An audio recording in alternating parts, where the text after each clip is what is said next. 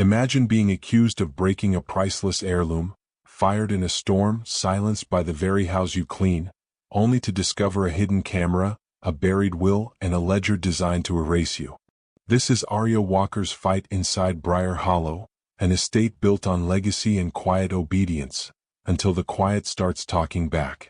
When a ruthless housekeeper frames Aria, billionaire heir Damien Hale believes the lie, until a gardener hands him a USB that rewires the truth. What follows is a reckoning, secret journals, a trust meant for workers that vanished on paper, donors who clutch pearls, and a courtroom where legacy finally meets facts. And in the East Wing? A locked door becomes the landing, a refuge for kids who need a place to exhale. Will a house run on silence survive when the people inside it start telling the truth? Will power share its chair, or flip the table? If you're into found family, quiet courage, and justice that shows up with rolled sleeves, this story is for you. Before we dive in, tap subscribe, hit like, and drop a comment telling me where you're watching from. Your support helps more people find Aria's story. Ready? Let's begin. Aria, what on earth are you doing out here? You're drenched. Damien Hale slammed his car door so hard the sedan shuddered, then strode through the storm with the reckless certainty of a man used to dry floors and cooperating skies. Wind shoved rain sideways in glittering sheets, needling his cheeks. Lightning stitched a brief white seam across the clouds, and in its flash he saw the shape beneath the old oak on the lower lawn. A woman in a pale blue uniform, soaked through, crouched as if making herself small could make her invisible. Aria Walker balanced a plastic lunch tin on her knees the way someone balances a keepsake, 2 fingers pressed to the lid as though it could float if she let go. Strands of hair clung to her face. Her hand shook around a spoon that had already given up being useful. Rice and beans had turned to paste under the rain. She didn't look up until his shoes crunched the gravel, then only briefly, long enough for him to see a pair of eyes that were not pleading, not defiant, just braced. "Inside," he barked. "Now." The word cracked like a thrown switch. The umbrella he hadn't brought felt like an accusation. She flinched. The spoon clinked against the tin, the lid snapped shut with a plastic sigh. I'm sorry, sir," she said, voice small but not weak. She kept her gaze on the ground as if the ground had asked something of her and she was trying not to disappoint it. A second shadow slid beside his, a black umbrella opening with the elegance of a stage cue. "She shouldn't be on the grounds at all," Mrs. Beatrice Whitmore intoned, posture so correct it seemed to keep the rain from touching her. Her voice was made of linen and policy. "Mr. Hale," she broke the crystal. "Your grandmother's vase." "What?" The syllable came out instinctively clipped, the way disbelief does when it has been trained to act like command. "I found it shattered in the east corridor," Whitmore continued, letting a breath of regret soften the edges. Miss Walker was alone. She denied it, of course. Aria's head lifted. Panic flared and passed, leaving something steadier. "No, sir. That's not true." "Enough," Damien thundered, shock accelerating into anger because anger had tracks to run on. "We discussed that room. No one touches the display." "I didn't," she began, and in the same instant her heels skated on the slick stone. She went down hard. The sound was small, the kind that travels directly to bone. The lunch tin burst from her hand and skittered. Rice and beans melted into the rainwater like a stain trying and failing to be washed away. Her palm rasped across gravel. A bright, thin line of red unfurled and braided itself with the water. She didn't cry. She sat back on her heels and looked up at him through the rain. "I didn't do it," she said, voice frayed at the edges but steady in the middle. "Please believe me."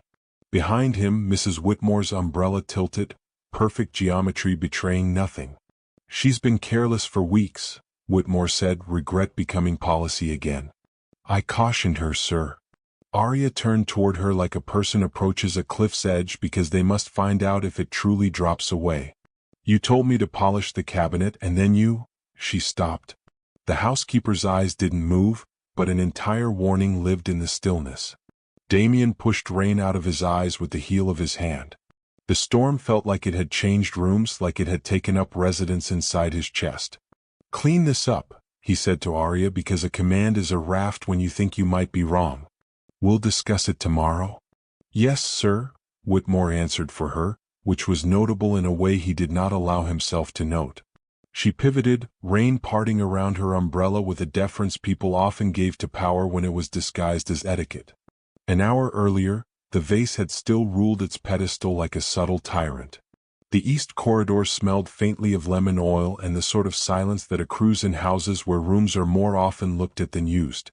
The crystal caught afternoon light and parceled it into tidiness. Aria had been dusting the nearby cabinet with the careful economy of someone who had learned the exact amount of effort that invites no scolding and no praise. Whitmore's heels approached, polite thunder. You missed a spot, she said evenly, tapping a lacquered fingernail against wood. Aria turned, cloth in hand. Whitmore's elbow brushed the pedestal. A tremor.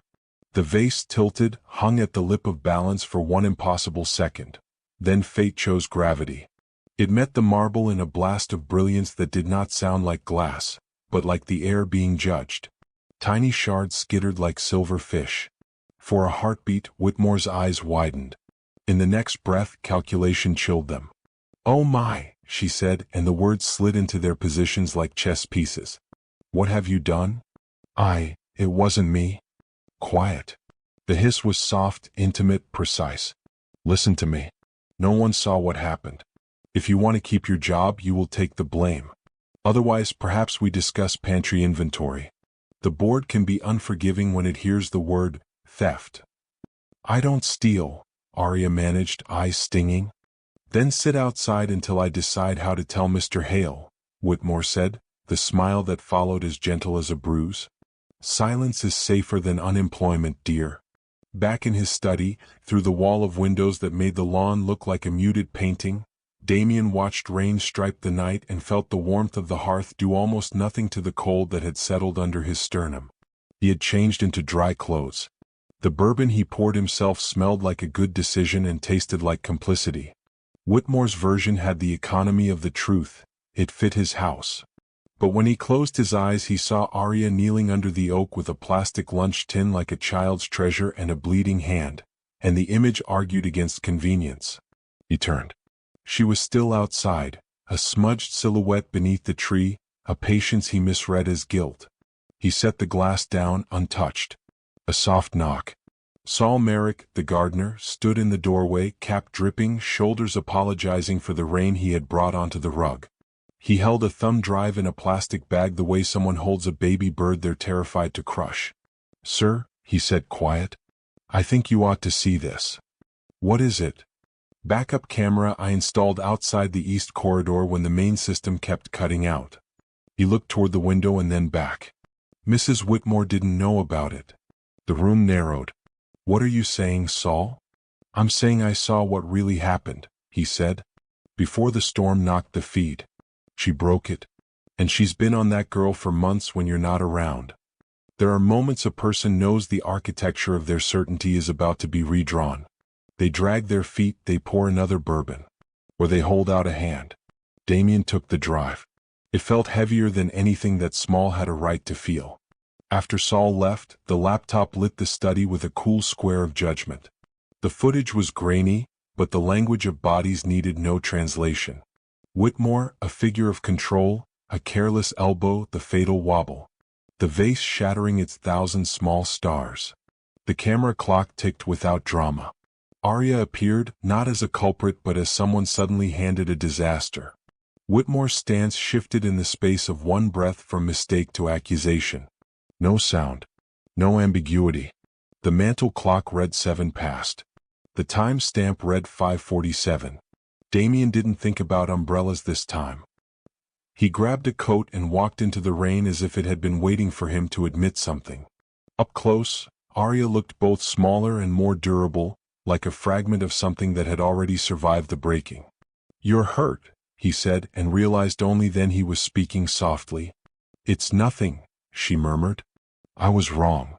The words tasted metallic, then clean. There's a camera. I saw everything. Her breath caught. Then you know. He nodded. He could still see Whitmore's finger mid-accusation. He could still feel the reflex to believe her. Polite dictatorship has a way of camouflaging itself as competence. She broke it. She blamed you. She pushed you outside. The rain was quieter now, a steady thread instead of an argument. The oak shed water like a dog. Aria looked down at her scraped palm and back up at him. Silence stretched in a way that felt like repair rather than distance. I'm not going to ask why you didn't fight back, he said. I think I already know. Her chin lifted a fraction, a refusal to apologize for fear. You were afraid you wouldn't be believed, he said. Afraid of someone like me. He shrugged out of the coat and draped it around her shoulders. It dwarfed her. She held it shut with her uninjured hand the way people hold on to warmth they did not expect to be offered. He offered the other hand. She looked at it for a heartbeat like a person looks at a bridge they must decide whether to trust. Then she set her bleeding palm into his, and that was the truest thing that had happened on the estate in years. They walked toward the house. The storm, having done its work, began to move on. The study was a room designed for verdicts.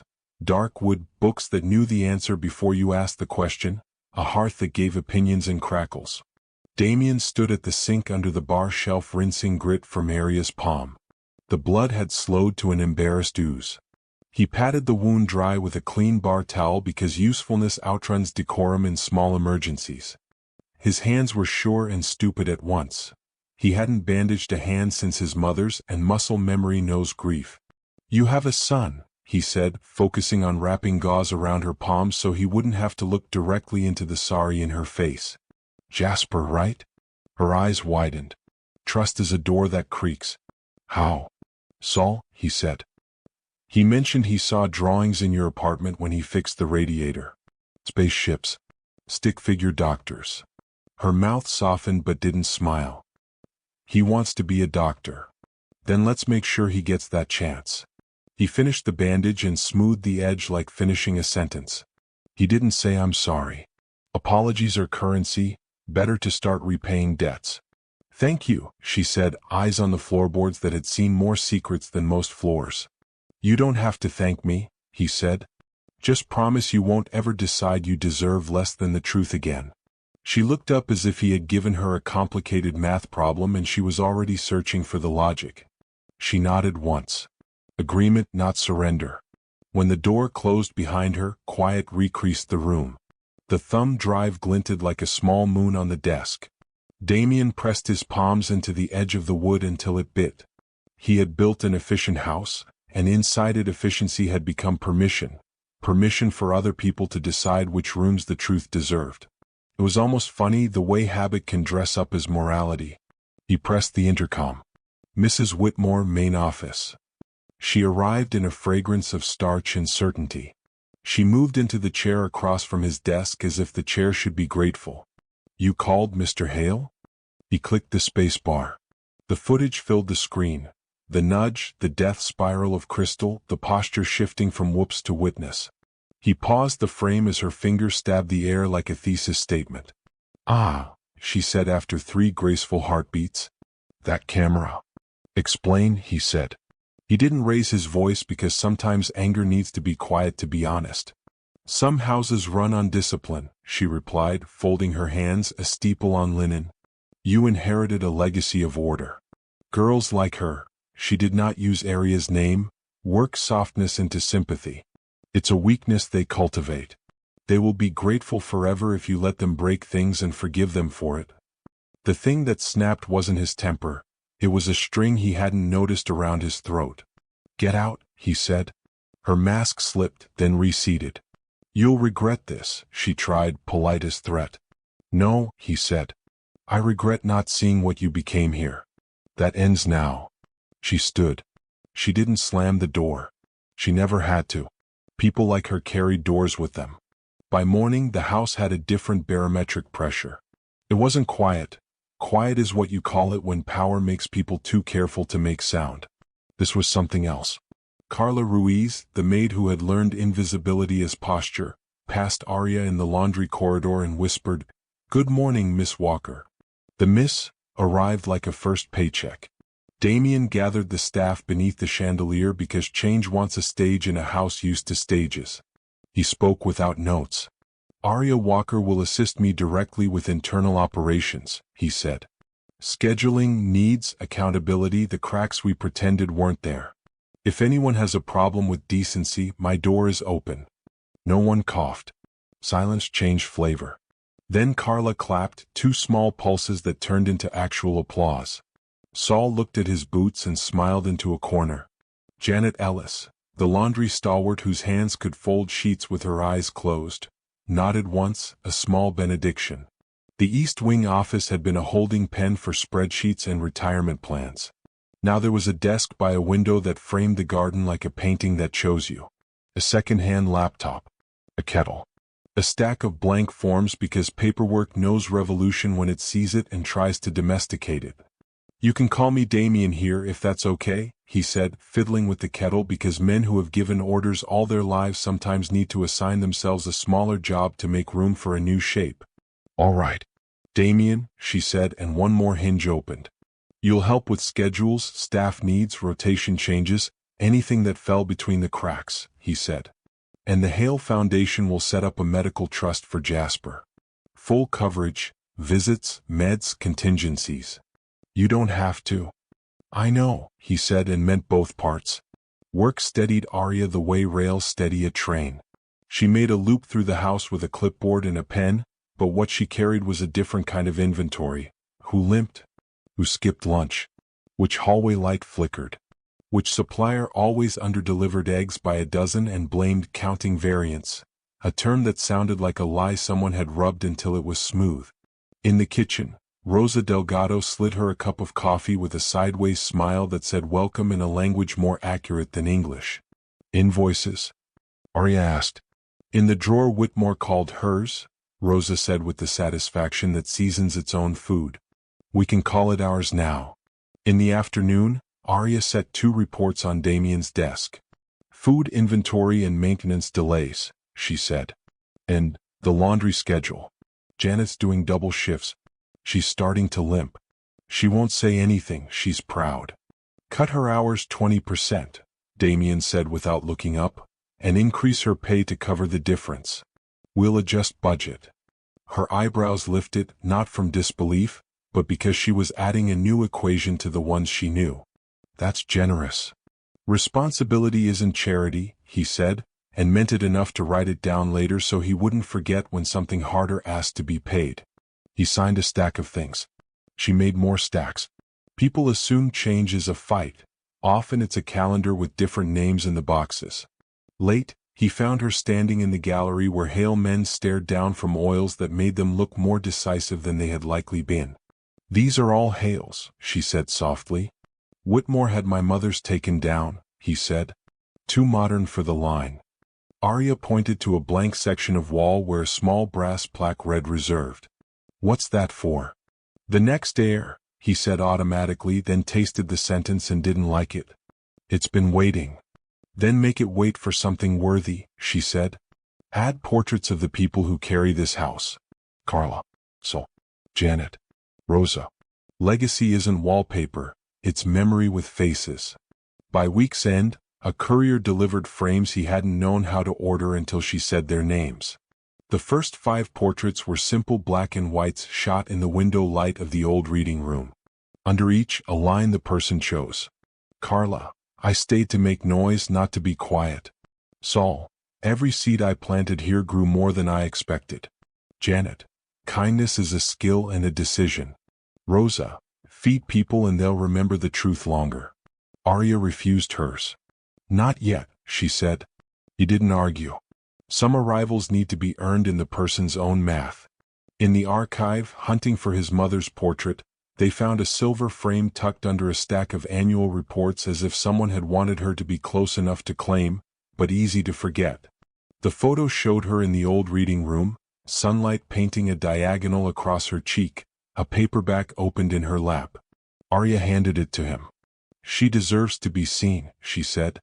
"She does." He felt 16 again and 38 and 4. He lifted a dusty box labeled MH letters. A folded sheet slipped out and landed on his shoe.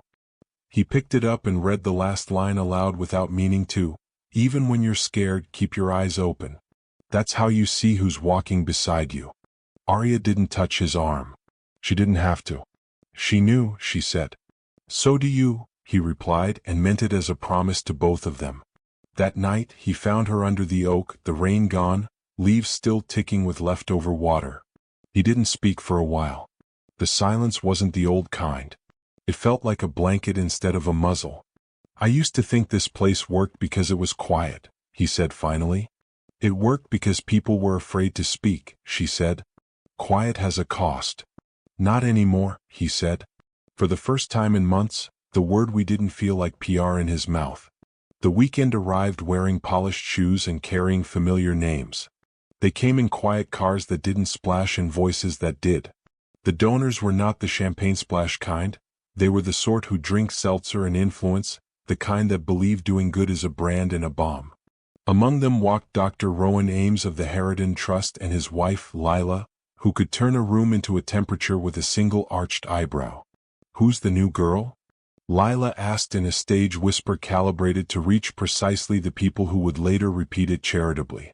Help or the help's manager? Carla heard it in the corridor and carried it to the kitchen like a spark carried in a fold of fabric. Aria listened and let it burn without catching anything else. Known quantities, she said, and Rosa slid her a pastry without comment because people who cook for a living understand that fuel is strategy. Damien asked Aria to lead a tour. You know the house better than I do, he said. And I want them to see who's in charge now. She didn't wear power like a costume. She wore it like she wore her cardigan, practical and warm. She led them through the gallery and said the word staff without apology. She pointed to the new portraits and offered the lines beneath them with the reverence of scripture. Faces that had been invisible were suddenly undeniable. Some donors nodded in the vague way of people who applaud ideas they would never personally need. Others shifted, eyes locating exits as if truth requires a fire plan. In what had been his mother's reading room, she paused. Sun fell across the rug in a rectangle large enough to stand in. The shelves breathed now. The citrus clean of Whitmore's regime had been replaced by tea and books and a kind of quiet that meant listening. This is a wellness room, Aria said. Staff come here to breathe. Dr. Ames's eyebrow rose a millimeter. Staff wellness, he said, as if tasting an unfamiliar spice he had been told was fashionable. A house is only as strong as the people who keep it standing, Damien said easily, stepping beside her so the sentence could be a duet. Treating them like human beings shouldn't be radical. Silence assessed them. Ames nodded once. Not an endorsement, an acknowledgement that times change even when people don't. After the tour, Aria drifted to the staff kitchen.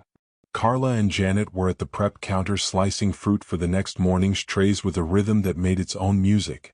Deliveries? Aria asked, flipping the clipboard to a page labeled suppliers. Eggs short again, Carla said. Happens once or twice a month. Whitmore used to say it was us stealing breakfast for an army. Unless someone's smuggling omelets in their pocket, Janet deadpanned. They laughed, something easy uncurling in their shoulders. Supplier audit, Aria murmured, writing. New inventory checks. And no more accusations without proof. Janet looked up at her, expression a mix of relief and something like caution. It's strange hearing that from you. It's strange saying it, Aria admitted. But we're doing things differently. In the hallway, Damien paused outside the small window in the kitchen door. He hadn't meant to eavesdrop, but the sound of people belonging is a kind of music you lean toward. He saw Aria standing not above them but among them, a clipboard in hand, a laugh he'd not heard yet softening her mouth. She hadn't become someone else to fit the shape. The house had shifted around who she already was. Later, in his study, she brought 2 reports and a question that felt larger than a document. Did you know we lost 6 housekeepers in 2 years? He asked, pointing to the turnover sheet. I didn't, but I'm not surprised, she said. Fear builds obedience, not loyalty. And you? He asked. Why did you stay? Because I didn't have the luxury to leave, she said, and it landed not as self-pity but as data. They went to the gallery together with a stack of black frames and hooks that insisted on fighting gravity. He held the ladder. She held the faces. He hammered, which pleased him more than it should have, and she measured with a string, which pleased the wall. Portrait by portrait, the hallway changed stories. Saul's photograph caught him mid-laugh, eyes crinkled in a way that said he'd made peace with soil. Underneath, every seed I planted here grew more than I expected. Carla's gaze met the camera straight on, jaw set, not to challenge but to prove presence. I stayed to make noise, not to be quiet. Rosa's hands were in the frame, flour dusted, a hint you could almost smell. Feed people and they'll remember the truth longer. Janet's portrait was the most formal, chin lifted, dignity like starch. I tried to be kind even when it was hard. You're next, Damien said after they'd stepped back and let the five of them look at the five of them. Not yet, Aria said. When it feels like I belong to the wall as much as it belongs to me. He didn't press. Some portraits are hung by the person, not the hand. In the archive room they opened boxes that smelled like organization and neglect. Under an annual report from a year Whitmore had called economically delicate, Aria found a silver frame wrapped in brown paper. She held it with the care people reserve for things other people should have cared for. Damien peeled the paper back and his mother materialized, alive in the way photographs make possible. Lamp glow, the kind smile of someone who has practiced kindness so long it has taught her face to rest that way, a paperback in her lap as if reading had been a ritual and a rebellion. She deserves to be seen, Aria said. She does, he said, and he felt the precise distance between grief and usefulness collapse into a single step. He found a box labeled MH letters, heavy with the weight of what people didn't throw away. A sheet slid out and tried to escape. He caught it. His mother's handwriting, rounded with nurse's patience. Even when you're scared, keep your eyes open. That's how you see who's walking beside you. Aria glanced at him, then looked away with respect. She knew. He nodded. So do I. Sunday evening, the staff ate together at one long table. No uniforms, no assignments, just roasted chicken and greens and Rosa's cornbread shaped like the sun. Damien sat at the end because old habits die hard, then moved to the middle because old habits can be told to leave. He listened more than he spoke. Carla told a story about her mother's talent for correcting people in church without getting struck by lightning. Saul described a tomato that grew like a dare. Janet laughed at a joke so silly it earned its joy. Aria watched him watch them. She caught the small crease that appeared between his eyebrows when he was trying to understand rather than decide. She had seen that crease before on people who were teaching themselves not to be the center of a room. After the dishes were cleared and the chairs scraped back and the kitchen resumed its low, companionable hum, Aria lingered in the doorway with a mug of tea. Damien joined her. Monthly meetings, he said as if offering dessert. Not just updates, conversations. You ready for that? She asked, half teasing. He considered. I'm ready to hear what I should have heard years ago. She nodded. Then we'll make a space for hearing. Later, she walked the corridor alone and stopped beneath the portraits. House air always cools at night. Old walls hold days' heat like a fading memory. She looked up at faces that had spent years looking down without being looked at. We all deserve air, she had texted Carla earlier that week. Seeing the wall now, she believed it in her bones. She touched the edge of Saul's frame. We're not going anywhere, she whispered to the frames, to herself, to the house that had finally started speaking. In his bedroom, Damien stood at the window and watched her cross the courtyard, a small figure moving with a steadiness storm couldn't borrow. The oak shifted, a dark arm against a dark sky. He thought of the word legacy and felt it slide into a different meaning on his tongue. Not blood, not name. Who gets to breathe here? Who gets to be seen? On his nightstand, the silver-framed portrait of his mother caught lamplight. He read the last line of the letter again, let it settle in the space behind his ribs, and said out loud to an empty room, I'm trying, Mom. The house did not answer, but the silence felt like it believed him. The headline arrived at breakfast like an uninvited guest who'd learned how to pick locks. Scandal in service. Former maid's meteoric rise at Hale estate raises eyebrows. The font was all confidence and insinuation. The photo, sniped from across the lane, caught Aria on the estate walkway weeks earlier, shoulders squared, eyes ringed with work. If the article had been a person, it would have been the sort that smiled tightly and left a stain on your napkin. Rosa found it first, abandoned on the front steps where the delivery boy had wedged it against the door. She didn't bring it to the kitchen. She brought it to Aria's small East Wing office and set it face down on the desk like a warning she refused to weaponize. "You'll want to see this," Rosa said. No pity in her voice. Just the steady ballast of someone who knows storms and owns umbrellas. Aria read enough to hear the shape of it. Meteoric rise, unconventional appointment, concerns from donors, an unnamed source who mentioned optics 3 times and ethics none. Harridan Trust's publicist had given a quote so polished it reflected nothing. The piece used the phrase, "once a maid," with the same tone some people reserved for caught shoplifting. She took the paper to Damien's study, not because she needed his outrage or approval, but because this was a house she was building with other hands, including his. He looked up before she spoke. "You saw it?" he asked. "I did." She placed it on the desk and slid it across the wood as if handing over an object that might crack if lifted too quickly. He skimmed, jaw tightening in increments. "It's coordinated," he said, flipping pages. "Harridan circles.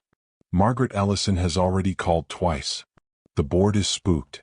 "You don't look spooked," Aria said. "I'm angry." The way he said it had no heat, it had structure. "They'll try to make this about class theater, about who belongs where." He opened the folder he'd been working in for days, a draft letter. "So we go first." Aria read the words they'd labored over the night before. Transparency is not a scandal. Progress is not corruption. Power, when shared, does not lose value, it multiplies. They'd written the rest together at the kitchen island while Rosa brewed evening coffee and Saul measured wood for frames in the gallery, small noises of a house not hiding. "We signed together," Damien said. It wasn't a question. They didn't hire a podium. They invited 2 local reporters and live-streamed from the garden because truth should be aired near roots. The camera lens felt less like a threat than like a mirror finally angled correctly.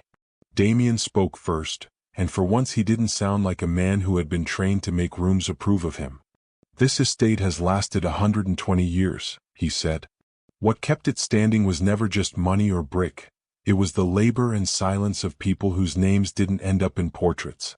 Silence got us this far, now it gets us nowhere." He motioned to Aria. "This is Aria Walker. She didn't inherit this house. She improved it." Aria stepped forward. She did not straighten her shoulders because they were already straight. "You don't need to believe in me," she said, her voice carrying without effort. "Believe in the people who keep your own houses breathing. When you dismiss them, you dismiss your own foundation." The clip went small viral by dinner, not because of the estate's name, but because the sentence landed in kitchens that had long memories. People reposted quietly, the way you slide a folded note to a friend in class. Inside, Saul walked to the new portrait wall with the paper, tore the headline neatly in half, and tucked the scrap behind his own frame so it couldn't be the top layer anymore. "Let them print," he said to no one and everyone. "This house remembers better." Rain returned that night, a softer version of the storm that had started all of this, and with it came an accident of truth. Whitmore's former quarters had been locked since her exit, a museum to management. Damien turned the key because it was time to stop inheriting rooms. In the bottom drawer of a pine armoire she'd claimed as a private archive, he found a sealed manila envelope tied with green thread. Inside, a photocopy of his mother's original will, notarized, marginal notes in a hand he recognized as his mother's, small, careful, pragmatic. The document named him as heir, yes, but also outlined a staff wellness and education trust to be funded from the estate's capital appreciation and a percentage of foundation revenue for anyone who'd worked 5 or more years. Names dotted the margins like handholds: Saul, Janet, Rosa. The revised will, the one the board had signed off on after his mother's death, contained none of it. He carried the envelope to Aria's office like a question and set it down with the care people reserve for fragile machines they intend to put back together. "She wrote this," he said. "And someone, Whitmore, buried it." Aria read 20 lines and understood 100. She touched her finger to a name in the margin, Janet, as if to anchor the moment to a person. "We reinstate it," she said. "Retroactive," he added. "Not penance. Proportion." By late afternoon, the East Parlor held the senior staff. They sat like people who know rooms with ornate ceilings can suffocate if you aren't careful. Aria stood beside Damien. They hadn't rehearsed who would speak first. "You did. This should have happened years ago," he said. "We found a document my mother wrote, a trust for staff wellness and education. It was removed from the filed will. We're creating it now as she intended." "This isn't charity," Aria added. "This is overdue." Silence listened, then turned to noise, chairs scraping, hands covering mouths, and Saul murmuring, "Well, I'll be," like a man who had expected some storms to last forever. Janet leaned forward with both hands on her knees, like someone returning to a posture she used to know. "She saw us," Janet said softly. "She did," Aria said. "And now everyone else will." The next morning, Damien took the original will, copied, catalogued, protected, to a glass tower in the city whose elevators smelled faintly of eucalyptus and confidence. The Hale Foundation boardroom had always felt too sterile for the kind of giving it chose, but sterility had been part of its brand. Margaret Ellison, longtime chair, tapped a pen against a legal pad as if keeping time for a symphony only she could hear. The words "damage control" had already appeared in emails. "We saw the article," Ellison began before he Saturday. "We're working to manage the story. We'll issue a statement about your unfortunate, impulsive, staff appointment and the recent rhetoric." Damien didn't take the seat at the end of the table. He took the one in the middle, facing people who had known him since he couldn't reach the water fountain. "I'm not here to manage lies," he said. "I'm here to correct them." He slid the document onto the table and did not flinch when Ellison's hand landed on it like a net. "My mother established a trust for the staff. It was suppressed. Whether through incompetence or design, the result is the same.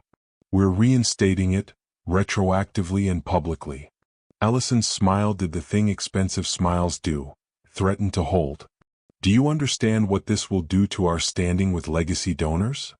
If your donors can't abide decency," Damien said, "their names don't belong on our buildings."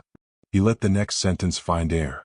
"If this board votes against the motion, I dissolve the foundation and begin again. The public will know why." Gasps sound different in carpeted rooms. They don't echo, they dampen, like guilt absorbed by fiber. A thin man on the far side, Callahan, head of a family that had invented a kind of packaging and a kind of amnesia, cleared his throat. "Let's assume, for argument, that this document is legitimate," he said. "What exactly do you propose?" "Reinstate the trust," Damien replied. "Appoint an independent ethics advisor to oversee it, and acknowledge publicly that we removed people from our narrative who belonged in it." Ellison glanced toward Aria, who had come but had stayed near the wall, as if refusing to take a chair that had never been offered to her. "And Miss Walker?" "Ms. Walker," Aria corrected, calm, and let her voice carry like a tide. "This board either practices the values it prints in annual reports or it prints fiction. I don't care what you call me. I care what you fund and who you harm." The vote wasn't swift. It took 30 minutes of posturing, 3 mentions of optics, and one small, brave breath from Lorraine Beckett, a board member who rarely spoke, who said, "She's right." The tally: 7 in favor, 4 opposed, 2 abstaining. The motion passed. In the elevator, Damien leaned his head against the mirrored wall and laughed once, not happily, like pressure venting. "You were terrifying," he told Aria. "You were clear," she replied. He straightened. "We're not done. Not even close." On the ride back to Briar Hollow, the city loosened its grip on the horizon. The estate came into view the way a life does when you finally look at it from the right distance. Not as a fortress or a brand, but as a place where people either breathe or don't. Damien parked, exhaled, and realized he could name the difference. The house had stopped being quiet and had begun to speak. The storm that blew in 3 days later was a summer tantrum, shorter and louder than the first. It dumped water, snapped a branch from the oak, and shorted the front security gate, which promptly decided it was a drawbridge from the 14th century and refused to rise. Carla, mop in hand, chased muddy footprints across the foyer with the resigned athleticism of a person born to multitask. "Gates older than my nana's rolling pin," she muttered, half to Aria, half to the sky. Aria's phone buzzed with a number she didn't know but that felt official even in a font. Detective Sloan Voss. The message was spare. We've received new information regarding Whitmore-era estate filings. Would like you to review in person. Day if possible. The federal field office was an architecture of function. Low ceilings, badge readers, carpet that looked like it had never enjoyed a shoe. Voss slid a thin ledger copy across a table in a windowless room. The paper smelled like damp and toner. Former estate accountant cleaned out a safe deposit box. Voss said. Found this. Off-the-books expenses. Payouts. Shell charities receiving donations. We believe the practice continued through the foundation's grants. Rural clinics that didn't exist. Programs that did on paper. Aria moved down the columns. Names she knew, vendors, consultants, companies that borrowed legitimacy by proximity. Then a line that made her hands stiffen. March 12, 2017, $40,000, staff settlement, Walker, silence clause signed. She didn't feel anger first, she felt a bracing cold, the kind she'd felt under the oak. That's forged, she said. She looked at Voss to say the rest. I never signed anything. I never received money. I never settled. We don't think you did, Voss said. But the entry is the point. On paper it paints you as someone who took money to be quiet. It becomes a tool. If anyone tried to promote you, tried to vouch for you, the ledger becomes the whisper that stops the meeting. Damien asked the question Aria hadn't chosen yet. Who else? Voss tapped a list. A handful of staff, small amounts likely fabricated. Some ledgers note pantry thefts tied to those payouts, to justify discipline. It's paperwork as a weapon. They left with copies. In the car, rain scalloped the windshield, turning the world into a privacy screen. Damien gripped the steering wheel like a promise. We go public, he said. Aria looked at the ledger, the neat script of a lie. No, she said, and felt how much the word cost. If we make it a spectacle now, it becomes about revenge. I don't want revenge. I want reclamation. So what do? He asked. We show them the truth, she said. All of it. But not with headlines. With history. She took him to the library, to a section of wall that had always looked too perfect. She slid back a thin shelf and revealed the concealed cabinet she'd found months earlier when dusting with a curiosity that had always exceeded her job description. She fit a small brass key into the lock, a key she kept in her pocket because sometimes you keep doors closed until you know what you'll do with what's behind them. Inside, 40 leather-bound journals, brown as old sugar, tied with ribbon. Beatrice Whitmore's handwriting lived here in rows that looked like a picked fence. Aria lifted one like it might hum. If there's any truth left to collect, it's in here. They read sitting on the carpet with their backs to opposite shelves like students cheating off each other's honesty. Rain tapped the windows. Lightning made stained glass out of the sky. The entries were part diary, part operations manual, part confession disguised as critique. Whitmore wrote about menus and donors and manageable staff temperaments. She wrote about fear in words that never used the noun. Order is a kindness, she wrote once. They do not know what to do with freedom. She wrote about Damien's mother with respect and resentment braided so tightly they were indistinguishable. And then this, Aria Walker watches everything. She has steel in her silences. She reminds me of Margaret before Margaret left. She is the kind you can't own. Only delay. Damien closed his journal and exhaled. She was afraid of you. No, Aria said, not generous, just accurate. She was afraid of becoming irrelevant. Afraid that if this house learned a new language, it wouldn't need her accent. They didn't keep all of it. That night, under the oak, the staff gathered around the fire pit that had seen laughter and esmores and the slow kind of conversations that heal. Aria held the ledger in both hands like a thing that believed it still had power. This tried to rewrite me, she said. It tried to make me small on paper so I would be easier to ignore in rooms. She opened it and fed it to flame. It didn't blaze quickly. It resisted, then surrendered, the way lies do when someone reads them out loud. People didn't cheer. They watched. Saul stood with his hands in his pockets, eyes reflecting orange. Janet, arms folded, lifted her chin like a soldier at ease. Carla sniffed once, an involuntary reaction to smoke and to the smell of something else burning. Shame. What about the journals? Damien asked when the fire licked the last corner. We keep them, Aria said. We read them. We teach from them. We don't pretend the harm was accidental or an error. We tell the truth in pieces people can carry without dropping. On our terms. Wind arrived, gentler than the first storms, and ferried ash toward the dark where it became less than dust. Later, Rosa set a pot of soup to simmer on the kitchen range, because the body asks for things when the soul has been busy. Carla ladled bowls without announcing it as service. Hands found spoons. Laughter returned in small, brave sounds. Houses don't heal from bonfires. They heal from rooms you can enter without bracing. In bed, on a nightstand that held a book about soil Saul had given her and a photo of Jasper pretending to be a rocket, Aria set one of Whitmore's journals. She'd underlined a sentence and written one of her own in the margin, not to deface but to argue. Order is a kindness, Whitmore had written. Aria wrote beneath it, order can be a kindness or a cage. The difference is who holds the key. It was the kind of morning that pretends to be colder than it is. Fog rested low across the gardens like a blanket someone hadn't tucked in properly. Aria padded barefoot down the east wing corridor with a mug of tea, listening to the house breathe. After the ledger and the fire and the way the staff had stood, the estate felt not lighter but truer, like a face without its makeup. A sound caught at the edge of hearing, scuff, pause, small exhale. She stopped near the old service door that opened into a back stair once used to move linens and people who were meant to be unseen. "Hello," she said. She made her voice the kind of soft that invites rather than erases. A boy unfolded from the shadow. 5-ish, curly hair orbiting his head like a stubborn halo, dinosaur t-shirt, the hem chewed. He held a crumpled drawing in a damp fist, a sun with many lines, 2 stick figures holding hands, one in a green triangle dress, one with orange scribble hair. "Hey," she said, crouching to eye level. "Are you lost?" He sniffled.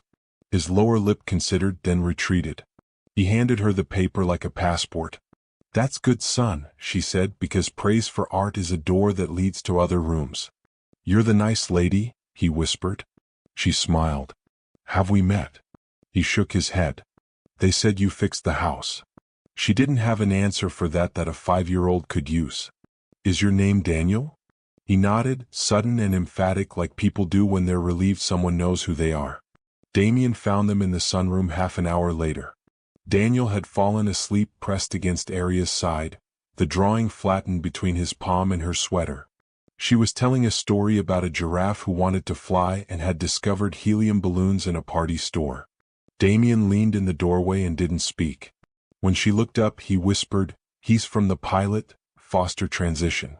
Social services asked if we'd consider hosting 2 or 3 emergency placements a month until the city expands beds." "We can do more than host," Aria said. She brushed a curl off Daniel's forehead with an instinct she didn't question. "We can stabilize." The initial plan had been theoretical, grant proposals, policy memos, architectural sketches for one day. One day arrived.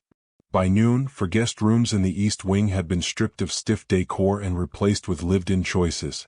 Sheets that didn't itch, lamps that cast warm circles instead of interrogation cones, bookshelves stocked with stories where kids aren't plot devices, a rug with planets, a beanbag the exact blue of cartoons. She met with the Foundation's educators and a child services liaison who wore worry like a badge and skepticism like a jacket he couldn't take off. "This isn't standard," he said, looking around a room where Rosa had set a plate of cookies without commentary. "Neither was I," Aria said. "We'll work within the protocols. We'll do background checks. We'll keep records. But standard has a waiting list and kids don't." "What about optics?" he asked, and the word did something bitter in her mouth. "Bringing foster children into an estate." "Into a house," she corrected gently. "Into rooms with doors that close and adults who don't shout. Optics are what people say when they can't admit they prefer distance."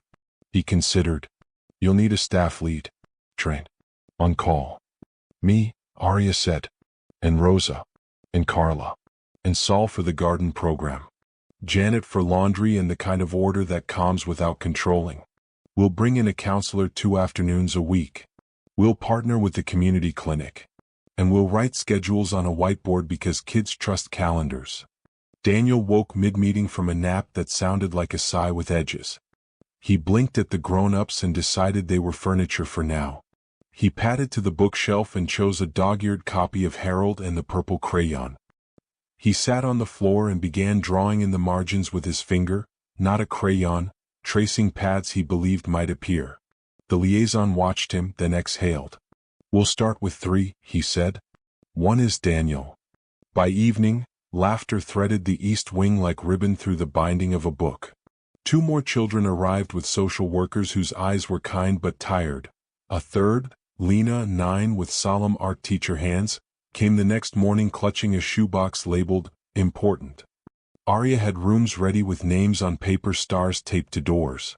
Lena's contained a small easel and a tin of watercolors Rosa had found in a closet Whitmore had labeled seasonal decor.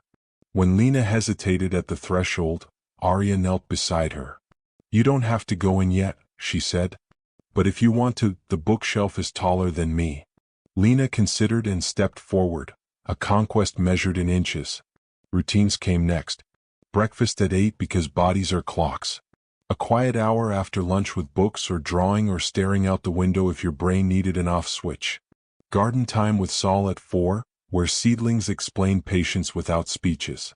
Dinner at a table with more chairs than people and a rule that had no exceptions. No one eats alone. Bedtime with lamps that stayed on until a kid turned them off. Chore charts that didn't pretend work was punishment. A whiteboard schedule color-coded by Rosa, who discovered she'd missed her calling as a kindergarten teacher.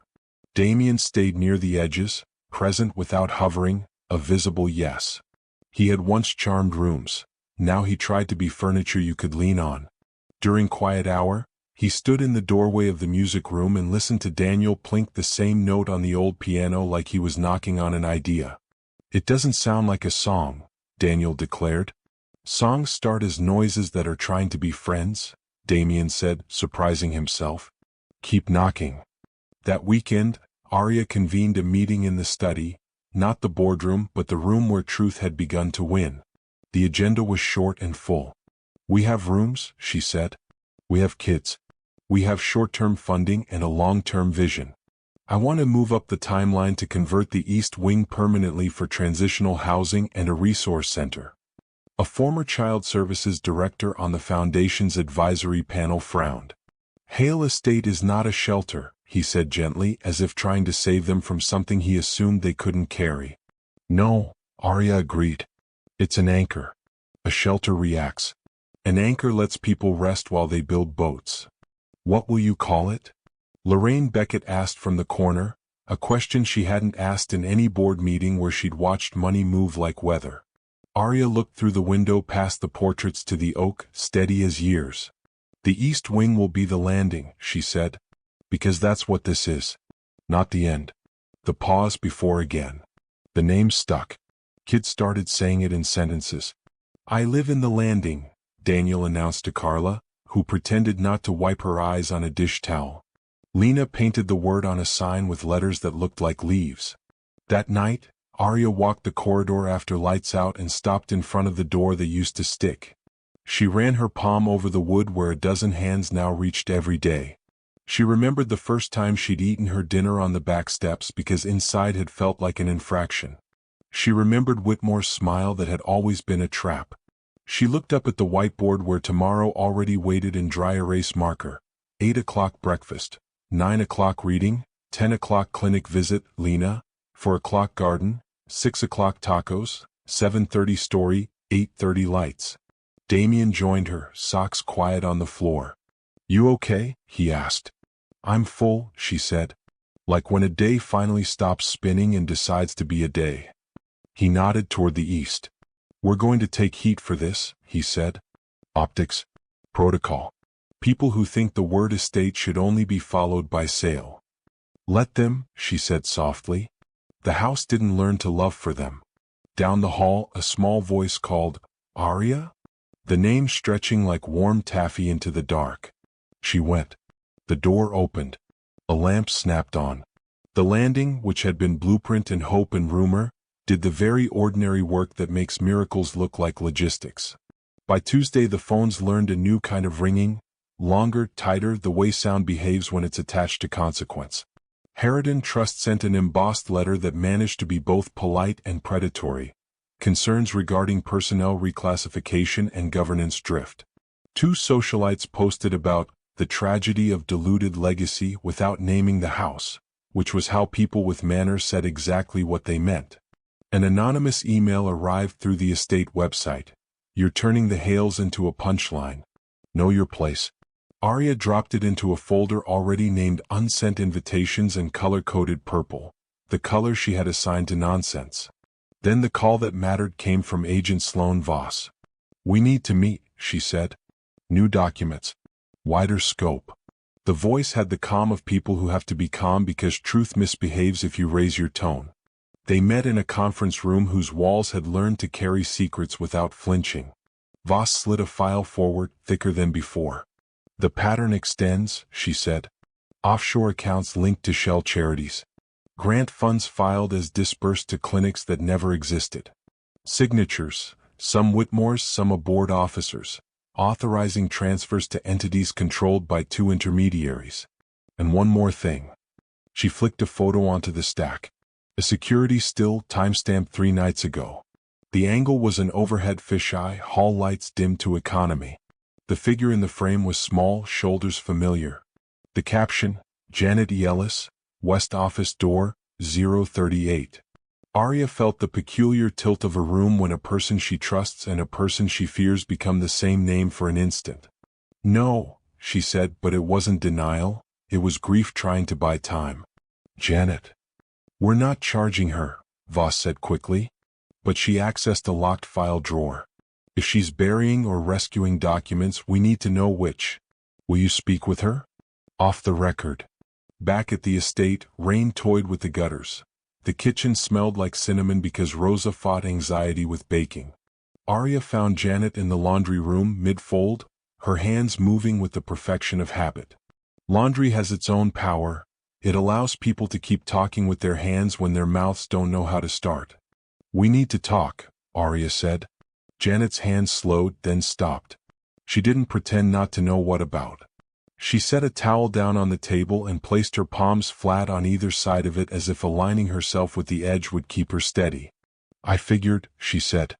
I just didn't expect you to be the one holding the match. I'm not here to burn you, Aria said. But I am here for the truth. Janet sat. Her posture was perfect because posture had been her armor. I started here at 23, she said. Mrs. Whitmore ran this place like a clock. She wound herself. I learned quick. Survival was saying yes, ma'am, when my mouth wanted to say the other thing.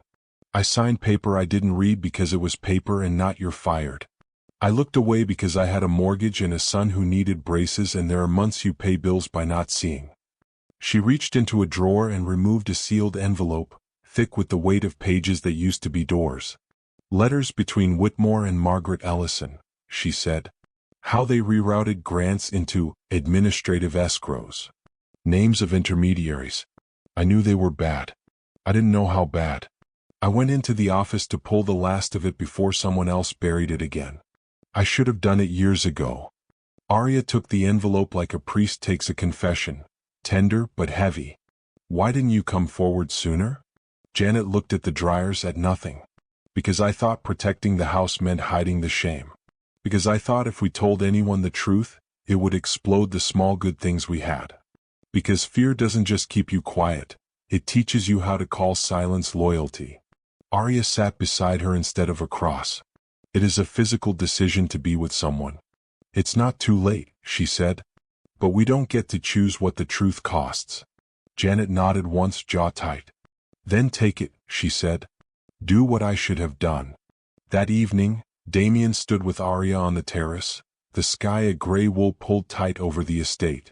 She told him everything, Voss's file, Janet's envelope, the security still, the ache of it. He listened, the muscle in his cheek working, a sign he was swallowing something hard and trying not to make it someone else's problem. We'll cooperate fully, he said. No half versions. If the DOJ wants files, they get files. If they want statements, we open our mouths. If they want to appoint an independent monitor, We find them an office and a good chair. You're not angry? She asked, because people sometimes perform anger to prove they care. I am, he said. But not at you. I'm angry at the machinery we inherited and oiled because it didn't squeak in front of us. I'm angry at a board that called itself stewardship and practiced cowardice. Mostly I'm tired of pretending the rot is the wood. They informed the staff the next morning in the garden, under the oak that seemed to understand witness. There's a federal investigation, Aria said. She did not lard the sentence with adverbs. Truth works best without garnish. Some people we trusted failed us. We are not their choices. Silence balanced on a leaf. Then Carla stepped forward, apron stained with raspberries like a flag. Then we build something that doesn't need secrets, she said. A murmur of assent, small at first, then bigger, the way rooms learn to believe themselves. During those days the house learned new routines. Boxes moved from closets to tables, journals catalogued, envelopes photographed, copies made in triplicate. Lorraine Beckett visited from the board with a legal pad and a face that had decided to stop being careful. I didn't vote with you, she told Aria, unnecessary honesty that sounded like craftsmanship. I believed Margaret when she called this a publicity stunt. I was wrong. Aria could have said many things. She chose, stay. Okay, Lorraine said with a small, relieved smile. Only brave people allow themselves in public. By week's end, the DOJ scheduled preliminary testimony. The estate that had hosted cotillions and donors learned the choreography of subpoenas and sign-in sheets. Word seeped beyond Briar Hollow. A columnist who had roasted Aria a week ago wrote a line that started traveling. Sometimes legacy is a synonym for, we never checked. The morning before she was to testify, Aria stood in the East Wing Hall. Daniel ran past with a paper crown. Lena trailed after with a paintbrush tucked behind one ear. Aria touched the whiteboard, 8 o'clock breakfast, 9:30 tutoring for a clock garden, and thought, this is what they can't see from their towers. They can't hear the small sounds of a life repaired, spoons against bowls, pencils scratching lists, laughter that hasn't learned to apologize yet. She straightened. Let's go tell the truth, she said to the house, because sometimes you practice the line in the mirror you've earned. The courthouse wore its age well, a face lined by decisions. Reporters orbited the steps, cameras hum-whirring, microphones poking like cattails around a pond of rumor. Inside, the air cooled to the temperature of concentration. Fluorescent lights hummed. The smell was copy paper and old wood, a blend that reminded Aria of school and waiting rooms and the way official spaces stripped names into case numbers. She sat near the front with Damien on one side and Agent Voss on the other. Janet was 2 rows back, dressed clean, shoulders squared, hands folded atop a purse that had seen better days and worse. Lorraine Beckett sat with the new ethics counsel behind them. Across the aisle, Margaret Ellison in a navy suit cut neat as a rebuke. She did not look at Aria. Not looking is a tactic. The prosecutor, Assistant U.S. Attorney Carla Mendez, stood and spoke without ornament. Your Honor, this case is not philanthropy gossip, she said. It is the diversion of charitable funds from intended communities to private accounts and shell fronts over the course of a decade. She laid out what they could prove, transfers, emails, signatures, what they believed, a culture of control that permitted lies to dress like policy. She spoke of clinics in Appalachia and rural Louisiana that existed only in PDFs. Defense counsel tried the classic angles, blame the past, the late Mrs. Whitmore is not here to defend herself, smear the present, Ms. Walker's promotion presents motive, dilute the culpability, administrative errors abound in nonprofits. The judge looked unimpressed. Facts behaved like facts, they didn't care about tone. When called, Janet walked to the stand the way one walks into cold water, deciding with each step to keep going. She swore in with a voice that didn't want to shake, then did anyway, a tiny tremor that told the truth about fear.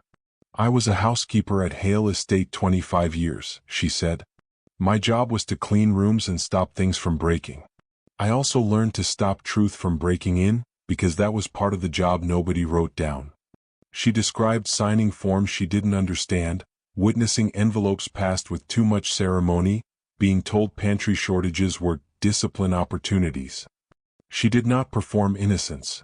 She admitted it was easier to look away than to look for a second job in a county that didn't have one. What changed? Mendez asked. Janet looked at Aria. It was not sentimental, it was cartography.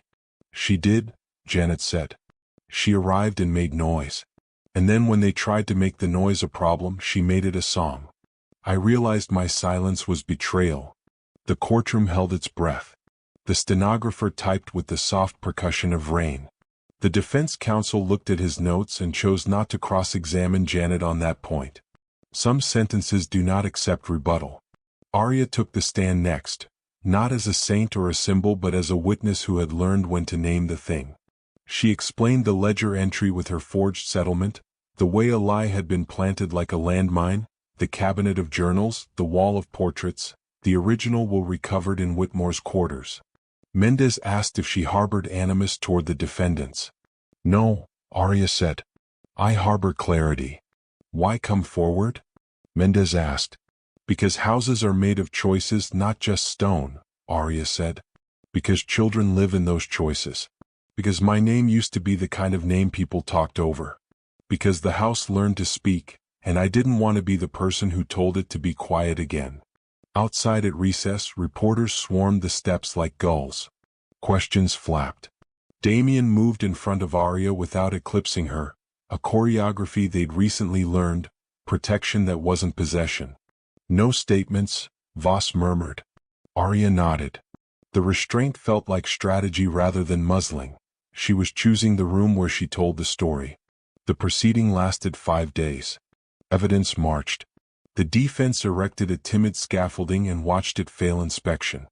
In the end, the judge's ruling was a map out of a swamp, restitution to be paid from the remaining Hale family trust, an independent board to govern the foundation, a consent decree installing a compliance monitor, and a formal acknowledgement of harm to misdirected communities, with a published plan to repair. Finally, designation of Aria Walker as a protected whistleblower, with all attendant safeguards.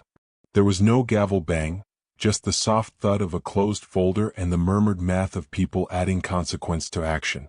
Allison's jaw tightened, then she turned to leave, court smile extinct.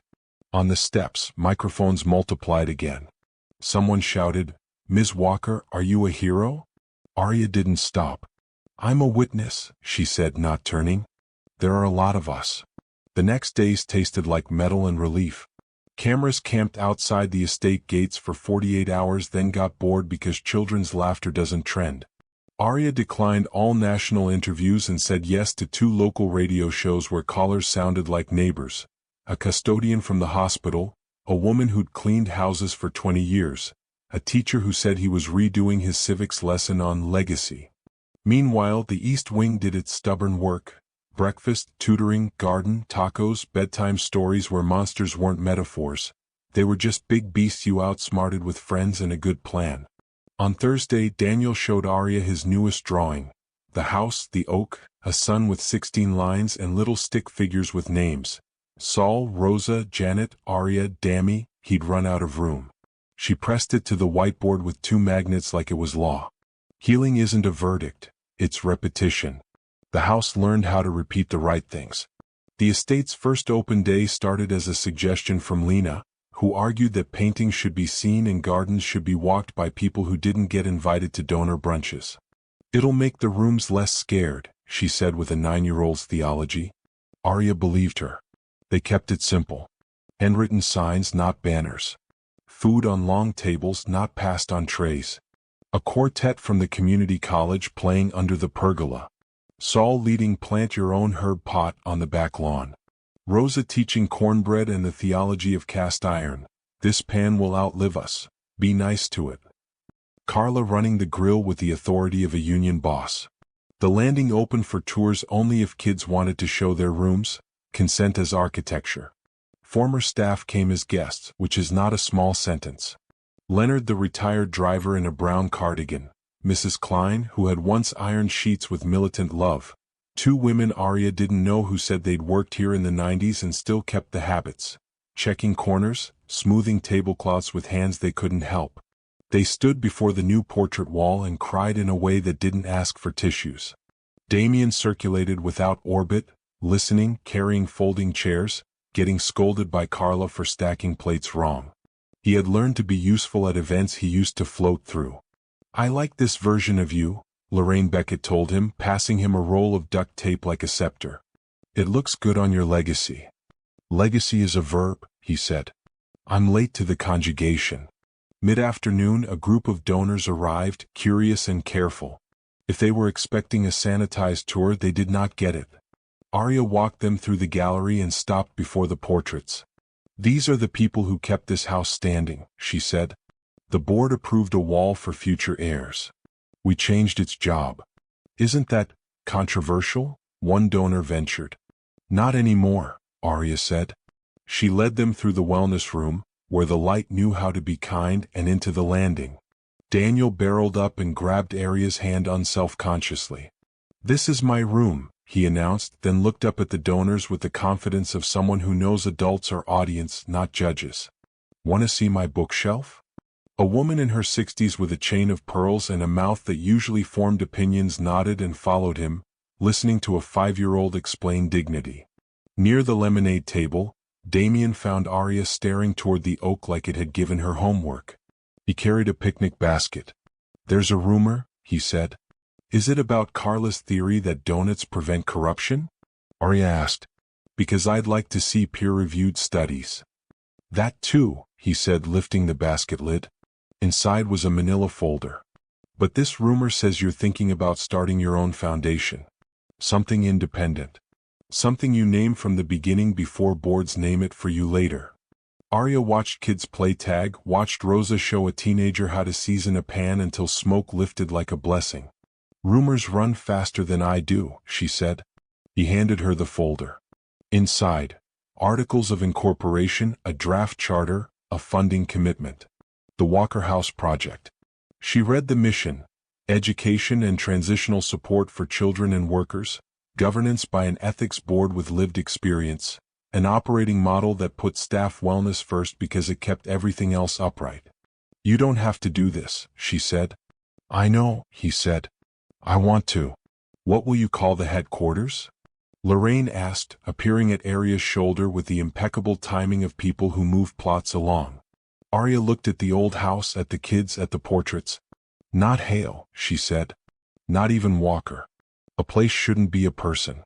Let the campus be the orchard. The buildings get names that remind people what they're for. The landing stays the landing." Lorraine grinned. "I'll draft the paperwork. But we're keeping your name on the masthead whether you like it or not. People need to know the fire had a starter." Aria didn't argue because sometimes you allow symbols for the sake of someone else's courage. She nodded once. "Okay. But we measure success by who doesn't know my name and still finds the door." At dusk, lanterns swung under the trees like low moons. Daniel and Lena handed out sparklers under Carla's supervision. "Point your fire away from faces or I will confiscate happiness." Aria stood under the oak in the same spot where she'd once clutched a lunch tin in the rain. She raised her voice just enough to reach the first row of faces. "This house was built with secrets," she said. "We're trying something different. Doors. Today was a door. More doors." Daniel shouted. "More doors," she agreed and lit her sparkler from his. Later, as they rolled tablecloths and stacked chairs, Damien admitted, "I used to throw parties to impress people who were already impressed with themselves. This felt like an event I don't want to end." "It doesn't," Aria said. "It just gets quieter so kids can sleep." He laughed, surprised by how much he meant it. Legacy used to be a portrait. Now it looked like folding chairs and an inbox full of volunteer forms. Autumn arrived honest. No temperature tricks, just a clean bite and leaves surrendering in proper order. The ivy on the stone turned a soft red, the sort of color you can never quite match with paint. The orchard beyond the hedges, neglected for years, had started to remember itself under Saul's care. Branches bowed with small sweet fruit. The house, which had once pretended not to age, allowed itself to look beautiful in it. In the study that had learned to tell the truth, Damien and Aria sat in flannel and ink. Between them, the final deed transfer and the documents that made metaphor into title. The Hale estate, long guarded by last names and framed oil paint, would become the permanent headquarters of the Walker House project, doing business as the Orchard. The Trust for Staff Wellness and Education, restored, funded, and renamed for the people it served, would be administered by an independent board that included Rosa, Saul, and a rotating seat elected by hourly staff. Lorraine Beckett had cried in her car after the paperwork came through and then laughed at herself because she hadn't cried at her own wedding. Sure? Damien asked, even though they were both already past sure. Yes, Aria said. Because it's not about losing a house. It's about making one. They signed. The pen scratched. Outside, a child yelled that there was a frog in the garden and 3 other children ran to verify. The sound turned the finality of signatures into a beginning. They kept the ceremony small, no press, no ribbon cutting. Just staff, children, neighbors, a few donors who could behave, and the people who used to work here when none of this would have been possible. They gathered under the oak because that's where things began and ended and began again.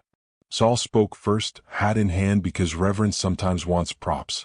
I stayed here 21 years, he said. Some seasons I stayed for your mother, he nodded to Damien, some for the garden, some because I didn't have anywhere else to go. Today I stay because the house learned a new trick, telling the truth without flinching. Applause felt like wind. Carla raised her glass, a mason jar of sweet tea. This isn't a housewarming, she said. It's a declaration.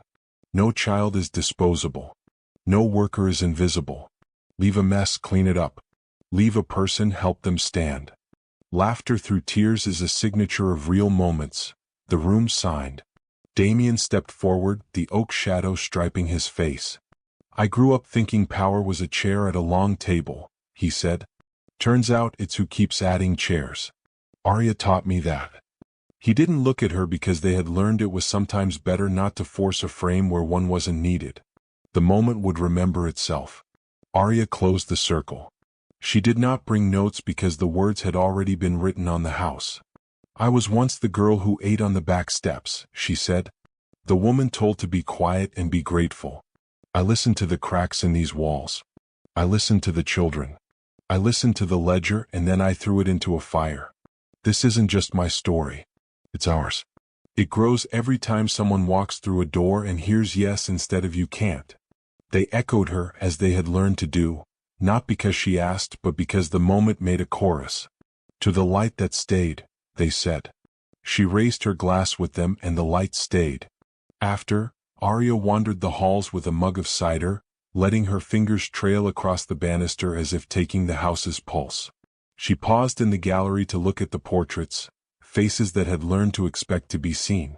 There was a new frame at the end with no photo yet, just a card that read, The Orchard, Wall of Belonging. Add yourself. Underneath, a corkboard where staff and kids had pinned Polaroids and scribbled lines. I fixed the squeaky hinge. I found the best reading window. I folded the blanket back so someone knew they could rest.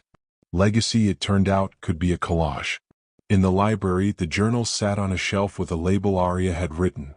The record, read, learn, repair. She did not hate Whitmore anymore. Hatred takes too much attention away from building. She understood the particular alchemy that turns fear into control. She had written a note inside the first journal's cover. Forgiveness isn't forgetting. It's refusing to be remade by what tried to break you. On the back porch, Damien waited with 2 mugs of hot cider and the look of a person who had stopped pleading with history and had started writing minutes. Think it'll last? He asked. No, Aria said, smiling into truth. Nothing good lasts without work. She clinked her mug against his. So we work. Days found their rhythm.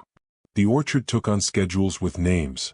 Rosa's Table, Kitchen Classroom, Saul's Row, Garden Apprenticeship, the Landing East Wing Transitional Suites, the Annex, Tutoring and Counseling, the Workshop, Maintenance Training, Janet teaching sewing on Wednesdays.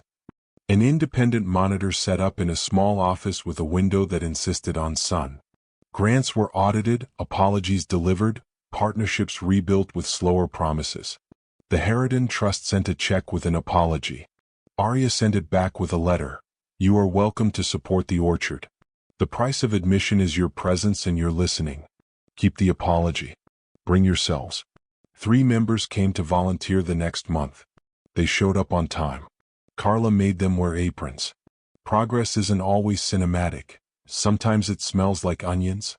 Daniel learned to play 2 songs on the piano, one with both hands if you didn't look directly at him.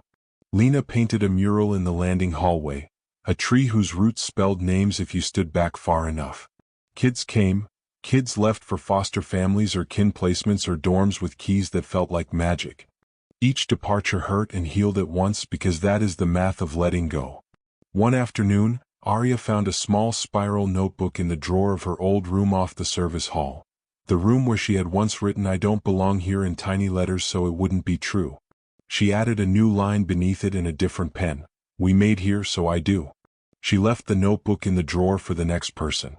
Winter pressed in with an honesty that felt like respect. The oak shed the last of its leaves and stood there unashamed, naked and correct. On an evening that smelled like snow, Aria and Damien walked the perimeter, boots scuffing gravel, talking about dull things that add up to a life. Budgets, plumbing, holiday schedules, a kid who preferred sleeping on the floor because the bed felt like too much expectation. "Do you ever miss the old version?" Damien asked, surprising himself with the question.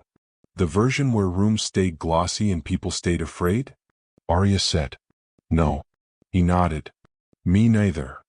They stopped beneath the oak. The house behind them glowed warm squares of light, the kind you don't notice when you're busy guarding a reputation. "When you first got here," Damien said, "I couldn't remember your name. Today, I can't imagine a version where I don't know it." Aria looked up at the branches, at the winter sky, at the place where weather lives. "That's because you started listening," she said. "Keep doing that." He did. And the house, true to its new promise, stayed open, lit, sometimes messy, always working, keeping people warm while they did the work of being human.